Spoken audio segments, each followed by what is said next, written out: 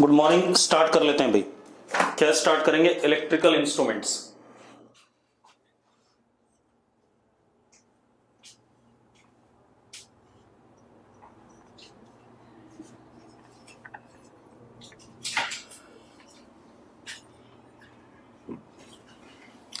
अब electrical instruments, ध्यान सुनो भाई। ये ऐसे इंस्ट्रूमेंट्स होंगे जो एक्सपेरिमेंटली करंट किसी आर्म में कितना फ्लो कर रहा है सर्किट के, वो बताएंगे। किसी सर्किट एलिमेंट के अक्रॉस पोटेंशियल डिफरेंस कितना है, वो बताएंगे। किसी सर्किट एलिमेंट का रेजिस्टेंस कितना है, वो बताएंगे। तो electrical instruments are used to find current across any element, मतलब किसी बैटरी से कितना करंट निकल रहा है या किसी रेजिस्टर में कितना करंट फ्लो कर रहा है, उसको जानने के लिए काम आएगा। दूसरा, potential difference across any element, किसी रेजिस्टर के अक्रॉस कितना पोटेंशियल डिफरेंस है, किसी बैटरी के अक्रॉस कितना टर्मिनल पोटेंशियल डिफरेंस है, किसी बैटरी का कितना ईएमएफ है, ये सब जानने के काम आएगा। रेजिस्टेंस ऑफ एनी एलिमेंट, किसी रेजिस्टर की रेजिस्टेंस कितनी है, ये सब जानने के काम आएगा। लेकिन कैसे? एक्सपेरिमेंटली।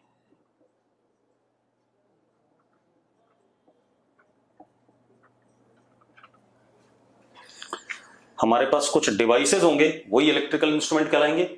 उनमें रीडिंग आ जाएगी कि current 1 ampere, voltage 10 volt, resistance 5 ओम, इस टाइप से कुछ रीडिंग आपको दिखाई पड़ेगी। एक्सपेरिमेंटली हम डिड्यूस करेंगे इन सब चीजों को यूजिंग इलेक्ट्रिकल इंस्ट्रूमेंट्स। ठीक है भाई, क्लियर है? तो यस लिखो फटाफट। अब हम एक एक करके इलेक्ट्रिकल इंस्ट्रूमेंट पढ़ेंगे। ठीक है, इतनी बात। कई सारे इलेक्ट्रिकल इंस्ट्रूमेंट हैं, कुछ का कंस्ट्रक्शन हम इस चैप्टर में नहीं डील कर पाएंगे। जैसे गैल्वेनोमीटर है, तो गैल्वेनोमीटर कई टाइप का होता है। Moving coil galvanometer, tangent galvanometer, ठीक है, इतनी बात। तो कई टाइप का गैल्वेनोमीटर होता है।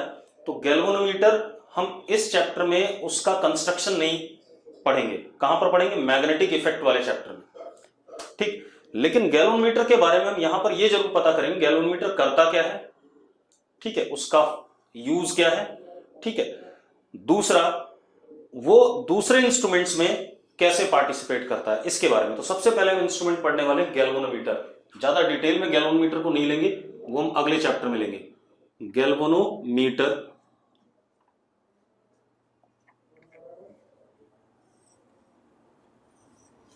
अब गैल्वेनोमीटर क्या है? It is device used to detect current and its direction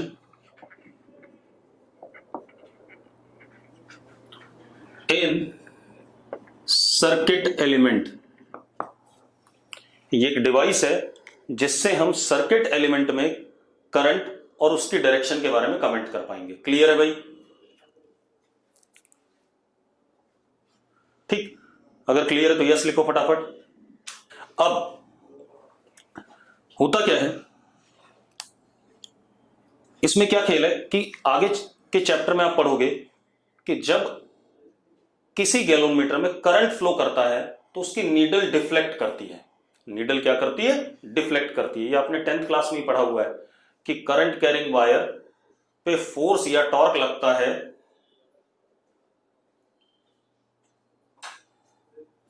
current carrying wire पे फोर्स या टॉर्क लगता है जब हम क्या कहते हैं, करंट फ्लो कराते हैं अक्रॉस गैल्वेनोमीटर। ठीक है, टॉर्क लगता है तो वो नीडल जो उसकी होगी क्या होगी? डिफ्लेक्ट होगी। क्या कहानी है? अगर कहीं पर भी करंट फ्लो कर रहा है किसी एलिमेंट में, मान लो ये हमारे पास रेजिस्टेंस है, इसमें करंट इस डायरेक्शन से है, हमने यहां पे गैलोमीटर लगा दिया, ठीक है। अब गैलोमीटर लगा दिया तो इसमें एक नीडल होता है, ये 0 डिग्री। अगर करंट आएगा तो ये नीडल इधर की तरफ टॉर्क लग गया इस पे और यहां शिफ्ट कर गया, इतना एंगल थीटा, ऐसा कुछ। और अगर इसी में रेजिस्टेंस में करंट इधर से आ रहा है तो यही नीडल हमारा इधर की तरफ शिफ्ट हो जाएगा।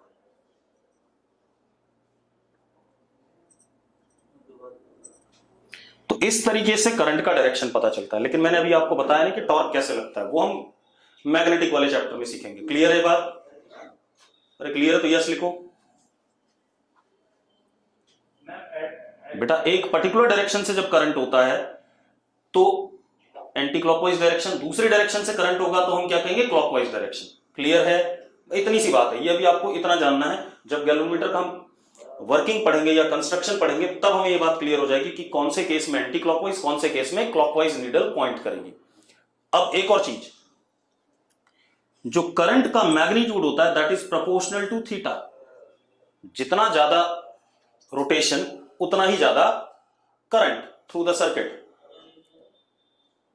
या जितना ज्यादा करंट उतना ही ज्यादा नीडल क्या करेगी? रोटेट करेगी। यस और नो? ठीक है। आप इसका काम, जैसे कोई आपके पास दीवार है उसमें करंट आ गया, अब आप वायर में तो दीवार तोड़ के वायर में तो गैलोमीटर लगाओगे नहीं, तो आप उस दीवार के पास भी अगर गैलोमीटर को ले जाओगे, मान लो 0 डिग्री है, दीवार में करंट मान लो ऊपर की तरफ था तो नीडल इधर की तरफ आ गया करस्पॉन्डिंग टू दिस। और अगर करंट नीचे है तो नीडल इधर हो जाएगा, थीटा करस्पॉन्डिंग टू दिस। इस टाइप से, मतलब इसको आप पास में भी रखोगे अगर किसी करंट कैरिंग एलिमेंट के, तो भी आपको डिफ्लेक्शन शो करेगा। क्लियर है भाई? क्लियर है? ठीक है। तो अब हमने क्या देखा कि गैलोमीटर एक डिवाइस है जो करंट के डायरेक्शन और करंट के बारे में कमेंट कर रहा है, ठीक है, इतनी बात। और current is proportional to theta, deflection के प्रोपोर्शनल है।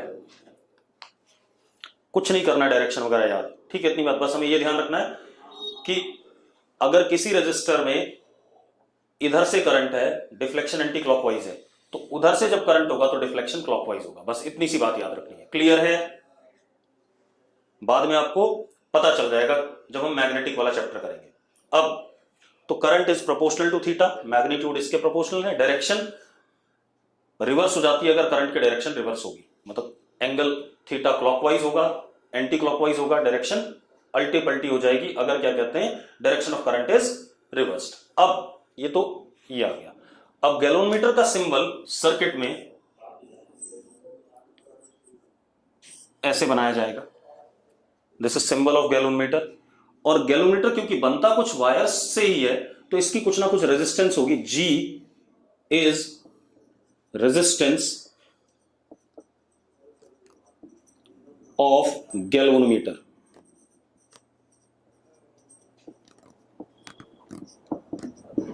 G is resistance of galvanometer. अब एक और चीज,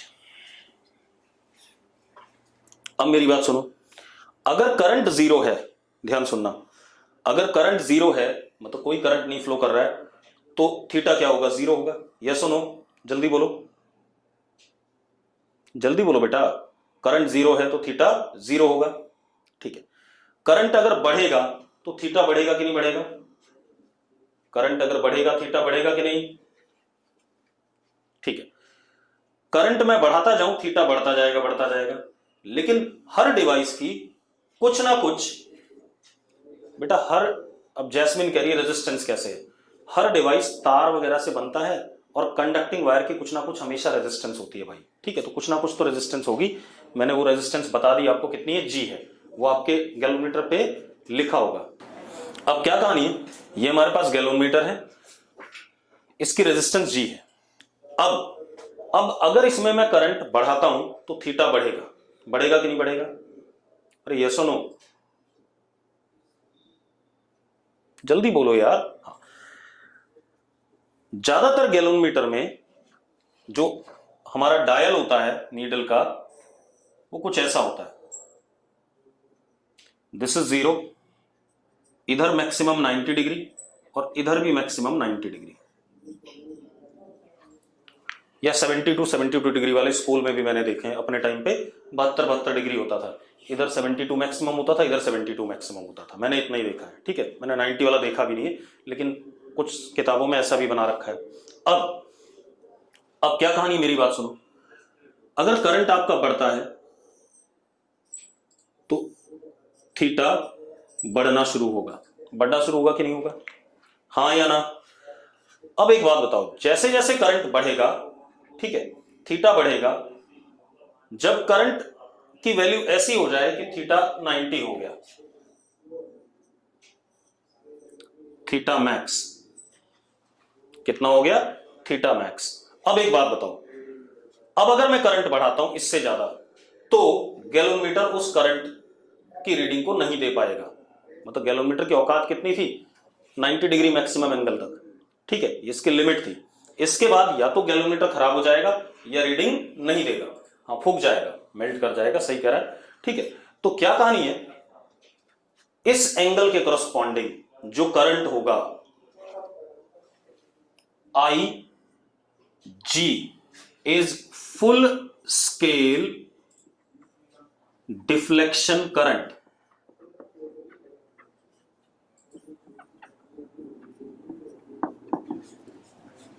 देखो मैंने लैंग्वेज क्या लिखी, I G is full scale deflection current. इसका मतलब ये वाला करंट मैक्सिमम करंट है जो गैलोमीटर के अक्रॉस फ्लो कर सकता है, हाँ या ना? अरे बात समझ में आ गई? क्योंकि हर मेजरिंग डिवाइस की कोई ना कोई लिमिट होती है। आप मीटर स्केल उठाओ तो 1 मीटर ही मेजर कर सकता है, ठीक है, इतनी बात। उससे बड़ा होगा तो उसको मेजर करने के लिए 1 मीटर यूज नहीं हो सकता। सेम आई जी फुल स्केल डिफ्लेक्शन करंट है, जब आई जी होगा तो थीटा मैक्स होगा, ठीक है। या इसका मतलब यह कि इतना करंट मैक्सिमम मेजर कर सकता है, इससे कम मेजर कर सकता है, बस यही दो पॉसिबिलिटीज है। अरे हाँ या ना? ठीक है, मतलब 0 से लेके आईजी करंट तक ही ये मेजर कर सकता है। लेफ्ट में डिफ्लेक्शन होगी भाई, तब भी तो मैग्नीट्यूड यही होगा यार, कुछ बदल थोड़ी जाएगा गगन, ठीक है। तो अब जरा देखो, maximum current across galvanometer is IG called as full scale deflection current, G is galvanometer का रेजिस्टेंस, ठीक है, and this is symbol of galvanometer. इतनी बात हो गई। It is used to detect current and direction of current in the circuit element. Yes और no? Yes और no, जल्दी बोलो भाई फटाफट, फिर आगे बढ़े। चलो अब देखो, अब हम एक एक करके दूसरे इंस्ट्रूमेंट्स पढ़ते हैं। गगनदीप, डिफ्लेक्शन अगर लेफ्ट में होगी तो भी कोई फर्क नहीं पड़ेगा, एंगल जब करंट, हमने करंट ऐसे लिया था, इधर से जाएगा तो लेफ्ट में हो जाएगी डिफ्लेक्शन, मैग्नीट्यूड तो उतना ही रहेगा। अब अगला डिवाइस जो आता है हमारे पास, दैट इज एमीटर।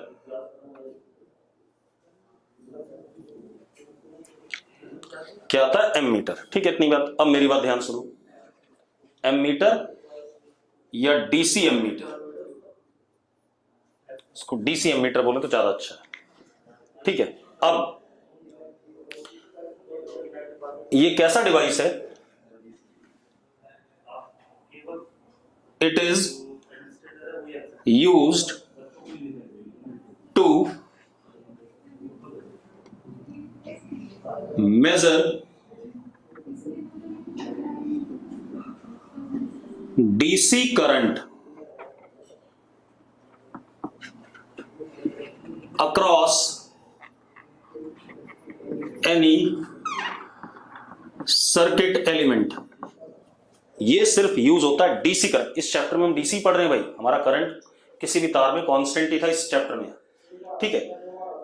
तो ammeter is used to measure DC current across circuit element, ठीक है। अब पहले मैं इसका सिंबल वगैरह बता दूं, उसके बाद इसकी वर्किंग और इसका कंस्ट्रक्शन पे बात करते हैं। इसका सिंबल ऐसा, इसका रेजिस्टेंस आर ए, रेजिस्टेंस कितना आर ए, क्लियर है भाई? अरे ठीक है। अब मेरी बात सुनो। अब अगर मुझे मान लो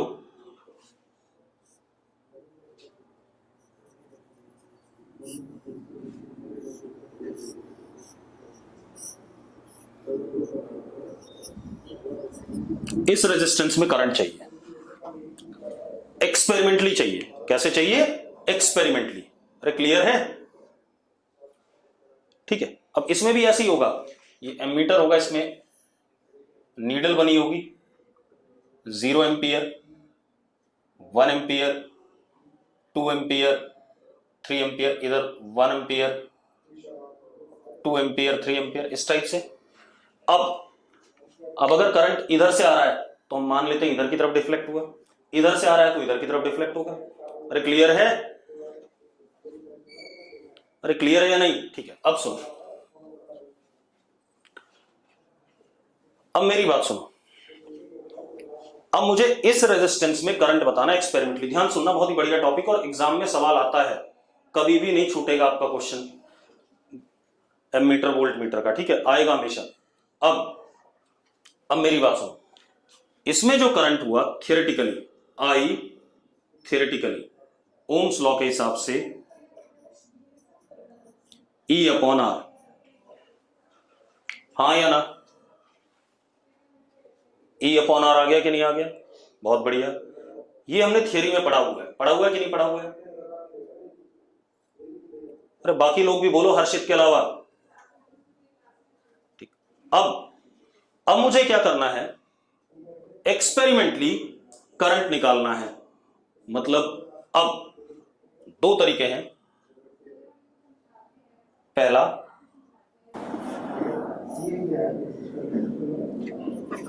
ये है,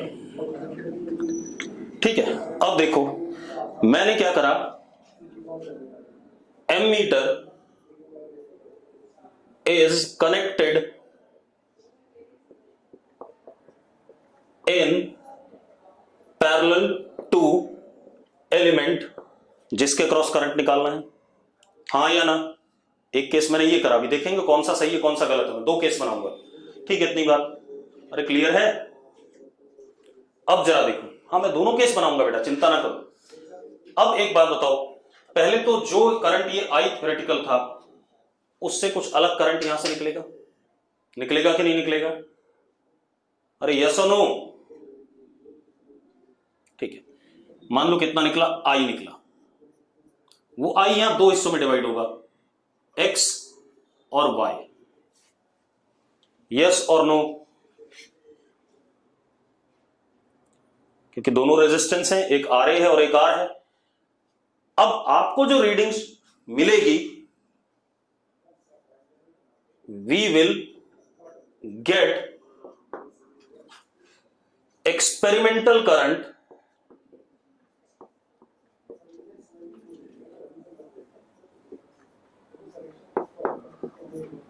y, we will get experimental current y। मिलेगा कि नहीं मिलेगा? ठीक है, we will get experimental current y। अब y experimental current आ गया, but y is not in resistance R। क्या y R का करंट है?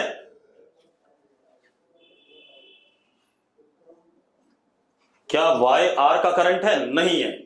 ठीक है, इतनी बात। और अगर नहीं है तो हमने गलत करंट मेजर कर लिया, हमें तो x मेजर करना था।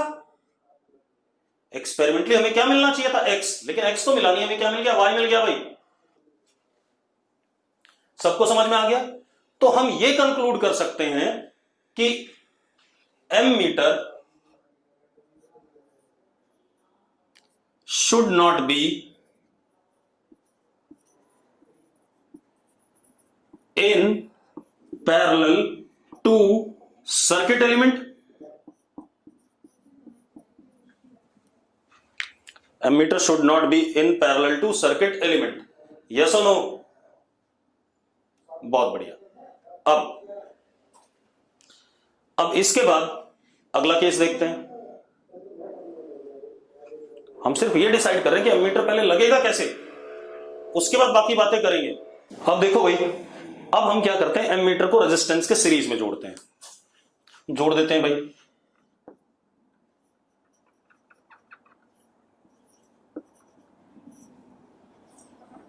उसी रेजिस्टेंस के सीरीज में।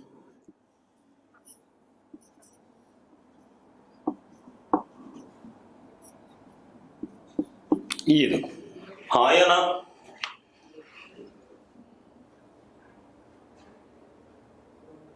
राहुल बेस्ट कह रहा है फिर y निकल गया तो x निकाल लो। अबे x निकाल लो तो थ्योरी का यूज कर रहा है, मुझे मीटर में जो रीडिंग आएगी वो बतानी है राहुल। जो मीटर में रीडिंग आएगी वही दिखेगी ना तुझे। ना ये e पता है ना ये r पता है, अननोन है सारा का सारा। तूने मीटर लगाया, तुझे रीडिंग मिल गई कुछ। अब सुनो भाई, अब मेरी बात सुनो, यहां पर आ गए हम। अब एक बात बताओ, this I is E upon R plus RA, yes or no? Yes or no? अब एक और मजेदार बात, I is रीडिंग, क्योंकि यही करंट फ्लो कर रहा है मीटर में, I is reading of ammeter which is current across R resistor, हाँ या ना? I is reading of ammeter which is current across R resistor। तो ये हमारा एक्सपेरिमेंटल रीडिंग हो गया कि नहीं हो गया? हो गया एक्सपेरिमेंटल रीडिंग। अब एक मजेदार बात देखो, एक्सपेरिमेंटल रीडिंग में डिनोमिनेटर थोड़ा सा बड़ा है as compare to theoretical reading. जरा देखो, थियरी वाले करंट में E अपॉन आर है और एक्सपेरिमेंटल में E upon R plus R A है, हाँ या ना? इसका मतलब इसको एक्सपेरिमेंटल ही करने बेटा, ज्यादा अच्छा रहेगा।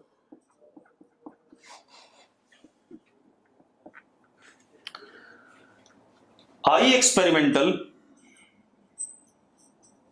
is less than I, हाँ या ना? थियोरेटिकल मानते हो या नहीं मानते हो? I experimental is less than I theoretical, मानते हो? ठीक है।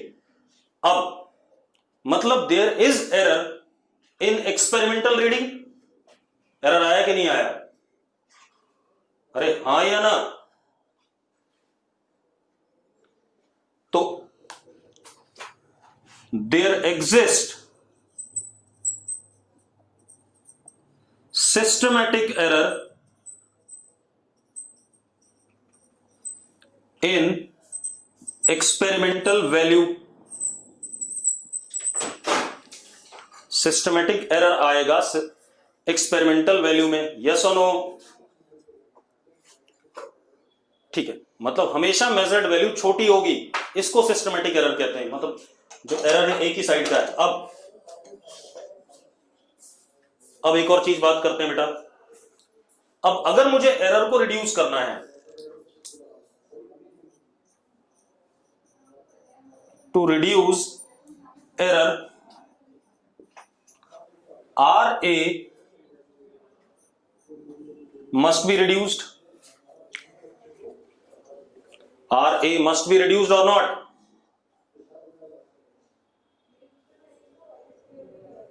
ठीक है भाई, RA को छोटा करना पड़ेगा। RA को छोटा करोगे तो एरर रिड्यूस होगा। अब एक और चीज, फॉर आइडियल एमीटर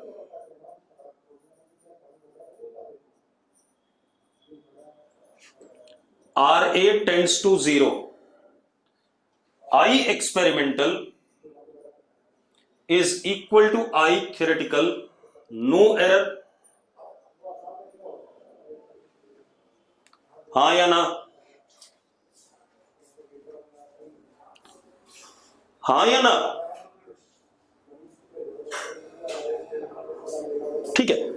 खुद देख लो, अगर एरर आपको रिड्यूस करना है तो आपको आरए को छोटा करना पड़ेगा, और आरए अगर 0 हो जाए किसी तरीके से, हालांकि ये पॉसिबल नहीं है, ठीक है।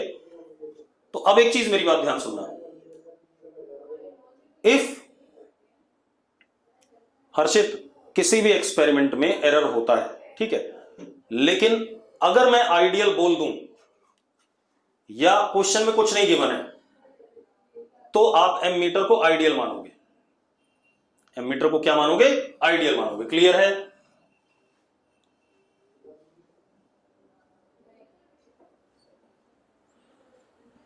अब राहुल बेस्ट का सवाल है, करंट तो पता चल रहा है, एमीटर लगाने का फायदा क्या है? राहुल तुझे ई नहीं पता है, करंट कैसे पता चला जरा बताना। तुझे स्कूल में एक बैटरी ऐसी दे दी गई, उस पर कुछ लिखा हुआ नहीं है, अब बताना जरा करंट कैसे बताएगा थियोरेटिकली, बता फटाफट जल्दी। अब पता नहीं क्या लिख रहा है, तेरी बात समझ में नहीं आई। अब हो गया ये। अब मेरी बात सुनो, ये आ गया हमारे पास। अब हम एमीटर को कंस्ट्रक्ट करते हैं। अभी तक हमने एमीटर बनाया नहीं, मैंने एमीटर का क्या करा?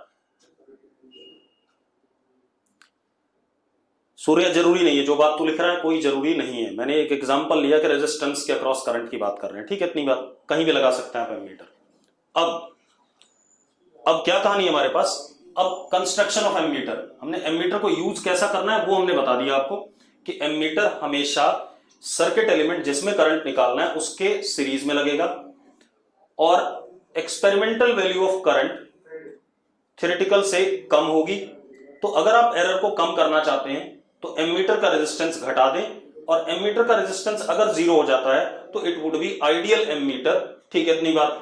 और उस केस में एरर 0 हो जाएगा। अब मेरी बात सुनो, अगर क्वेश्चन में कुछ नहीं लिखा है, ठीक है, तो आप एमीटर को आइडियल लेंगे। हाँ, अगर क्वेश्चन में ऐसा है कि एमीटर का रेजिस्टेंस निकाल दो, तो वो आइडियल नहीं है भाई। क्लियर है? अरे वेल एंड गुड और नॉट, जल्दी बोलो यार, ठीक है। अब हम कंस्ट्रक्शन पे आ जाएं।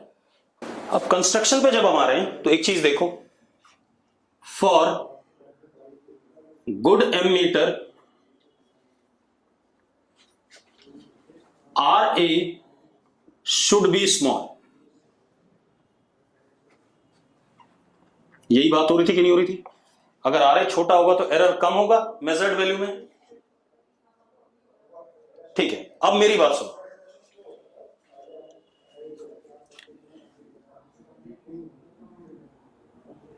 Construction of ammeter using galvanometer. Galvanometer की हेल्प से गगनदीप ये सिर्फ डीसी करंट मेजर करता है, इसलिए बोलते हैं इसे, ठीक है। रुक जाओ, अब क्या कहानी? Construction of ammeter using galvanometer. स्वयं होती है एमीटर की ब्रेकडाउन, अब एमीटर कंस्ट्रक्ट करेगा तब पता चलेगा वो, ठीक है। अभी इतनी जल्दबाजी मत रहो, अभी एमीटर खत्म नहीं हुआ। अब एमीटर बनाना है यूजिंग गैल्वेनोमीटर। हमने क्या करा? पहला खेल ये करा, G और इसके सीरीज में एक रेजिस्टेंस लगा दिया S। ये डब्बा हमारा, मैंने कहा एमीटर है। अब ये सही है गलत है ये चेक करना है। This is ammeter. Resistance of ammeter in this case will be G plus S। हाँ या ना, दोनों सीरीज में है। S is any resistance which is called as shunt. एक बात बताओ, रेजिस्टेंस बढ़ा या घटा?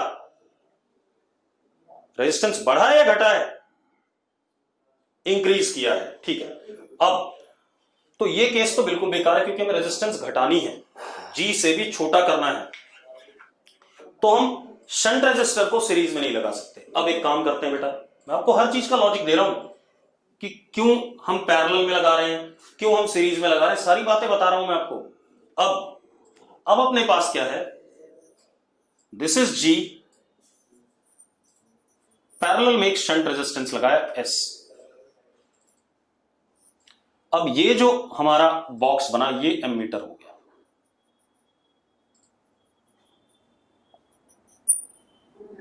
ये वाला एमीटर हो गया। रेजिस्टेंस एमीटर की RA which is GS upon G plus S। हाँ या ना? अरे यस और नो? ठीक है, अब मेरी बात सुनो, ये रेजिस्टेंस आ गया, घटा या बढ़ा? जी से छोटा हुआ या जी से बड़ा हुआ? जी से छोटा या जी से बड़ा? जी से छोटा। और अच्छे से छोटा करने के लिए S must be very small.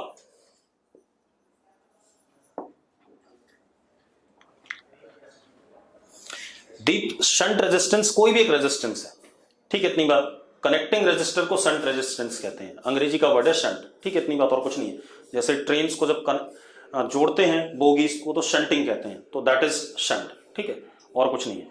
अब शंटिंग मीन्स जोड़ना, एक एंड को दूसरे एंड से जोड़ना, बस, और कोई मतलब नहीं, अंग्रेजी का वर्ड है, ठीक है, इससे यहां फिजिक्स से कोई लेना देना नहीं है। अब तो R A is G S upon G plus S. अगर एस छोटा होगा तो आर ए और ज्यादा छोटा होगा कि नहीं होगा, पहले बताओ मुझे, बोलो बेटा। हाँ, और एक और मजेदार बात, if S is tending to zero, R A tending to zero, ideal ammeter बन जाएगा कि नहीं बन जाएगा?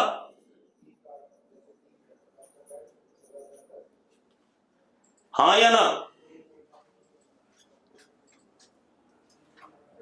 ठीक है भाई, अब इतनी बात हो गई। अब मेरी बात सुनो, अब ये डब्बा किसी के साथ लगाओ। अब मुझे बताना है, स्वयं जो बोल रहा था क्या कहते हैं, एमीटर की रेंज क्या होगी, ठीक है, अब उस पर आ रहे हैं। अब ये डब्बा हमारा क्या है, एक एमीटर है, तो ये किसी ना किसी एलिमेंट के साथ सीरीज में लगा होगा कि नहीं लगा होगा? स्वयं पीछे से कोई सीरीज में लगा होगा, इधर रेजिस्टेंस या बैटरी जो भी होगा। स्वयं जल्दी आ जा भाई।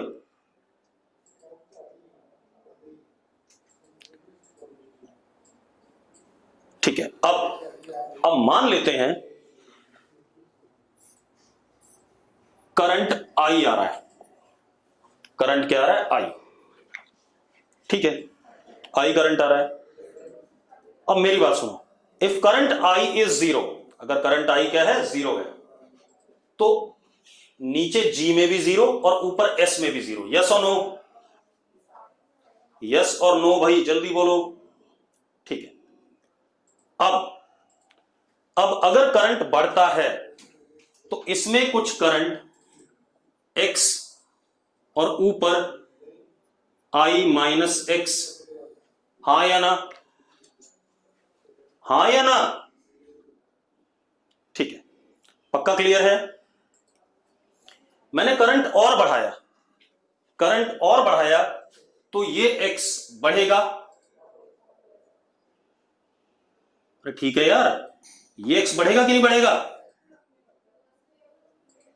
और बढ़ाया ये एक्स और बढ़ेगा, और बढ़ाया ये एक्स और बढ़ेगा। अब जरा देखो,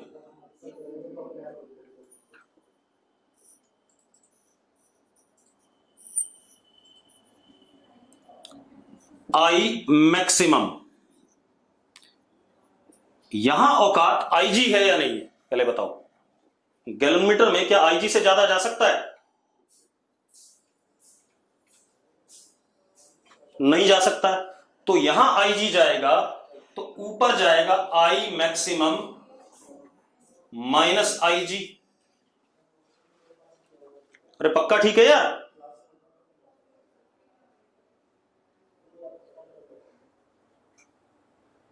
अब एक बात बताओ, ऊपर वाला रेजिस्टर और नीचे वाला रेजिस्टर पैरेलल में है या नहीं है? मतलब इससे ज्यादा करंट आ ही नहीं सकता। अगर इससे ज्यादा करंट भेजोगे तो ये गैलोमीटर ही खराब हो जाएगा। गैलोमीटर खराब हो जाएगा तो एमीटर ही आपका पूरा खराब हो गया, सारा खेल ही बिगड़ गया। अरे यस और नो? ठीक है, तो आई मैक्सिमम जब होगा तो उस मोमेंट पे corresponding current in galvanometer will be I जी।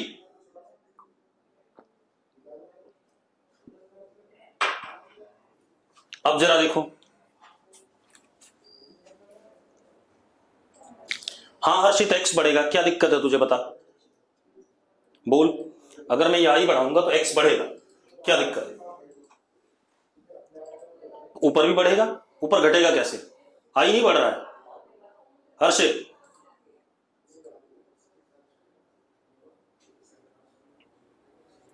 ठीक है, अब सुनो भाई, अब क्या कहानी, ये दोनों किस में आ गए, पैरेलल में। ये दोनों जब पैरेलल में आ गए तो I max minus I G into S is equal to I G into G. अब मेरी बात सुनो गगन, अभी मत लिख, तेरी बात का अभी जवाब आ जाएगा, परेशान ना हो। अब क्या कहानी है, आपको गैलोमीटर जब भी दिया होता है स्कूल में तो उसका रेजिस्टेंस लिखा होता है उस डब्बे पे और उसका फुल स्केल डिफ्लेक्शन करंट लिखा होता है। तो आई जी और जी लिखे हैं, और जो शंट रेजिस्टेंस हम लगाते हैं वो हम स्कूल में डब्बे में से निकालते हैं, उस पे कलर्स बने होते हैं, वो कलर्स देख के हम बता देते हैं शंट रेजिस्टेंस की रेजिस्टेंस कितनी है। तो एस भी पता है हमें सिर्फ निकालना क्या, आई मैक्स। तो जरा देखो, I max now comes out to be I G G plus S upon S, हाँ या ना। अब क्या कहानी हो गई, रेंज ऑफ एम मीटर, स्वयं देख ले भाई, रेंज ऑफ एम मीटर क्या हो गया, 0 से लेकर के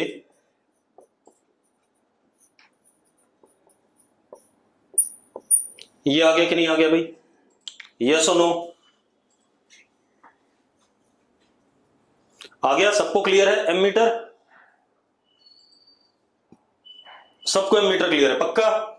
चलो अब एम मीटर की कहानी हो गई, कोई इशू है किसी को एम मीटर में, नहीं। चलो अब देखो, अब हम आते हैं DC volt meter.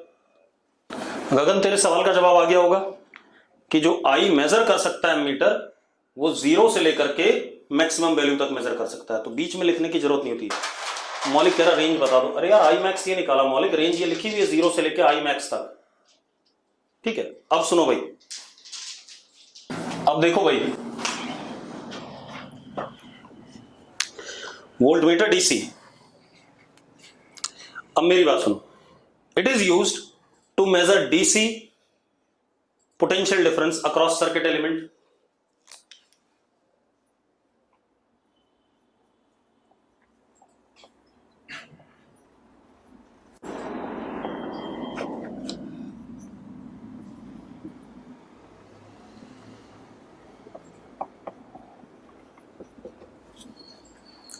DC potential difference measure करने के काम आता है, क्लियर है, अरे क्लियर है भाई, ठीक है। अब सिंबल क्या है इसका, रेजिस्टेंस इसका आरवी, ठीक है। अब पहले हम वही कहानी करेंगे कि ये लगेगा कैसे, ठीक है, इतनी बात सर्किट में, और कैसे मेजर करेगा, एरर वगैरह की बात, फिर इसके बाद कंस्ट्रक्शन लास्ट में, ठीक है। चलो एक एक करके कर लेते हैं। अब मेरी बात सुनो, सपोज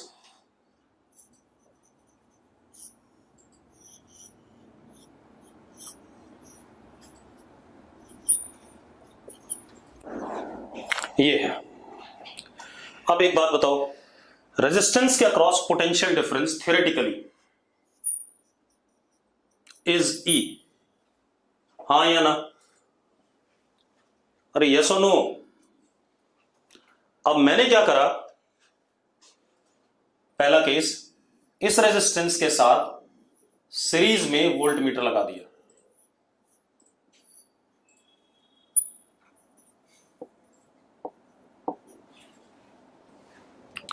अब एक बात बताओ यार, अब जो वोल्टेज आएगी इसके अक्रॉस और इसके अक्रॉस, इसके अक्रॉस V1 और इसके across V2, V1 plus V2 is equal to E, ध्यान सुनना, ये रुको, I is E upon R plus RV, हाँ या ना, ठीक है। अब हम, क्योंकि मेजर कौन सी करेगा, ये वाली मेजर करेगा भाई, ये एक्सपेरिमेंटल हो गया, क्योंकि रीडिंग तो कहां पर आएगी, जो हमने डिवाइस लगाया उसमें आएगी ना रीडिंग, तो किसको मेजर करेगा, अक्रॉस द वोल्ट मीटर। तो भाई voltage experimental is I into RV, which is ERV upon R plus RV। पहली बात तो ये वोल्टेज इसके अक्रॉस की नहीं है, तो इसलिए अगर हम सीरीज में लगा रहे हैं तो हम रिक्वायर्ड वोल्टेज मेजर ही नहीं कर रहे हैं। अरे यस और no? V experimental is not potential difference across R, therefore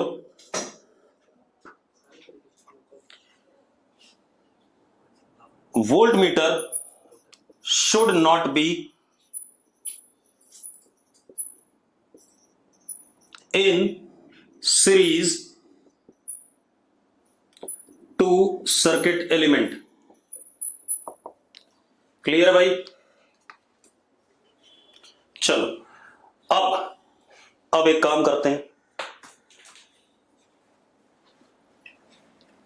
दूसरा केस देखते हैं। पहले थ्योरेटिकल देख लें।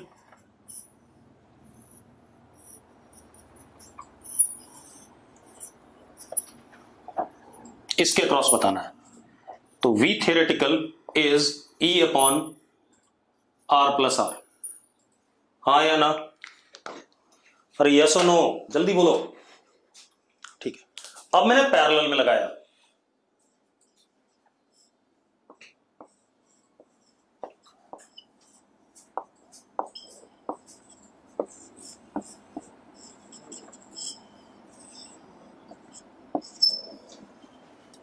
अब एक बात बताओ, चाहे कुछ भी हो, V एक्सपेरिमेंटल जो ऊपर वोल्टेज आएगा that would be equal to V across R और नॉट। पैरेलल में दोनों, हाँ या ना? पक्का ठीक है? V across R। ठीक है, अब अरे ये वोल्टेज गलत आ गई थी, यहां पर R होना चाहिए। ठीक है, V across R, therefore voltmeter must be in parallel to circuit element. Yes और नो? ठीक है, आज यहीं तक करेंगे भाई। ठीक है, अगली क्लास में इसके कंस्ट्रक्शन और आगे बात करेंगे। ठीक है, चलो एरर वगैरह की बात अगली क्लास में।